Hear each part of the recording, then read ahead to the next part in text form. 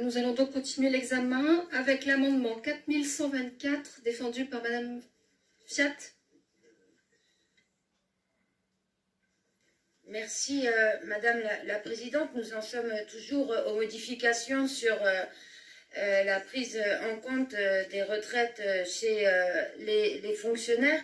Ce matin, j'ai pris l'exemple des aides-soignants, mais on m'a quand même rappelé que dans la fonction publique hospitalière, il n'y avait pas que des soignants.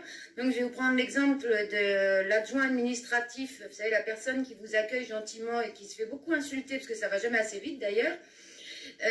L'adjoint administratif principal, avant on prenait ces 6 derniers mois, à peu près 2183 €. Maintenant, on va prendre une moyenne, c'est-à-dire 1911 €, c'est-à-dire 272 € de perte. Évidemment, on ne peut pas accepter qu'on puisse faire perdre une moyenne de 272 € dans le calcul à une personne fonctionnaire qui a donné sa vie à l'hôpital public. C'est pourquoi nous proposons de supprimer cet alinéa. Merci. L'amendement 4138, vous le défendez, Madame Rubin? Non. Défendu? Très bien. Monsieur le rapporteur, Madame le rapporteur.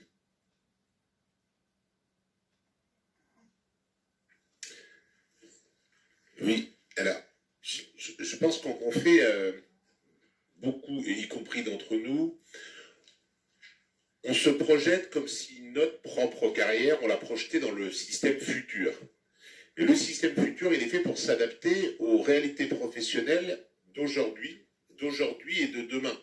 Et la réalité professionnelle d'aujourd'hui et celle de demain, elle est de moins en moins linéaire, elle est de moins en moins monopensionnée, elle est de moins en moins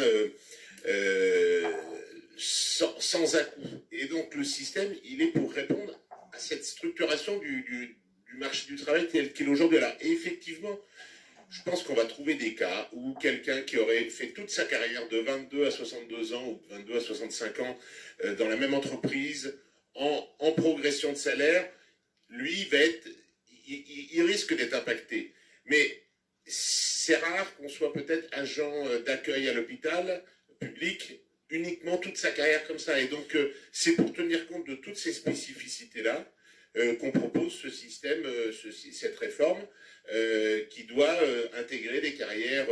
Aujourd'hui, les vrais perdants, c'est les polypensionnés. Les vrais perdants, c'est ceux qui ont des trous dans la carrière. Les vrais perdants, c'est les femmes dans certaines circonstances. Donc, c'est un système qui englobe plus ces particularités. Donc, défavorable à exclure telle ou telle catégorie.